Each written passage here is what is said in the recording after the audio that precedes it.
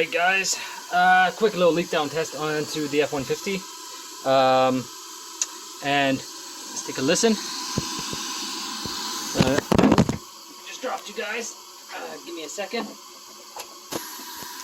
Alright, let's try that again. So I don't know if you guys can hear the air rushing into the intake.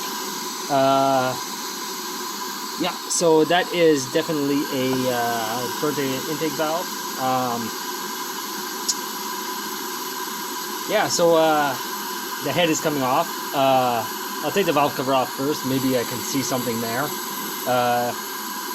The head's going to come off. The head's going to be sent out to get repaired. Depending on what type of damage there is, they might just give me another head. There's a couple of shops around here that keeps these in stock, and it costs roughly about $250, maybe $300 for the complete head. So they'll take this one, rebuild it, and then sell me the other one. So it's not a bad deal. But yeah, so intake. So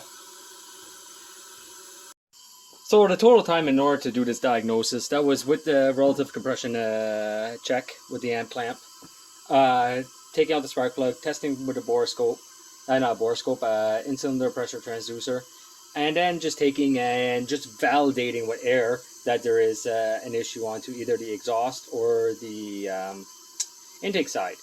So all that took me roughly, I'd say probably maybe a half an hour total.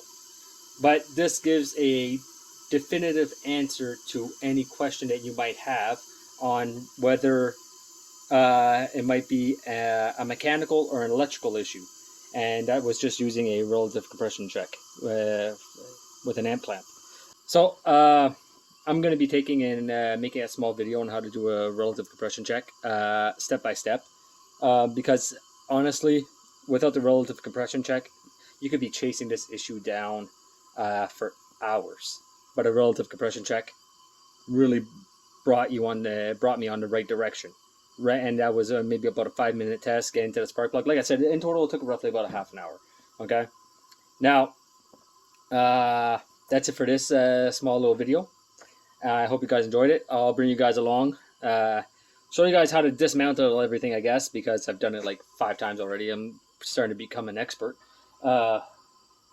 And I'll bring you guys along and we'll do this together. Like I said, I am going to be taking and sending the head out, because if it's just a valve job, look, that's going to cost like $200-300. It's not worth scrapping a whole truck for $200-300 when I'm doing the work. And now if this was a customer's car, this would become pretty expensive. If I'm not mistaken, just to remove the head's about like a 15-hour job. Then you got to take the head, send out the head, and you know, so a remove and replace is 15 hours plus all the coolant, all the gaskets, all it could equal an easy $2,500, depending on who's doing it. So yeah, so that's it for this one. I'll see you guys next time, and stay tuned for a small video on relative compression testing, a how-to video on relative compression testing.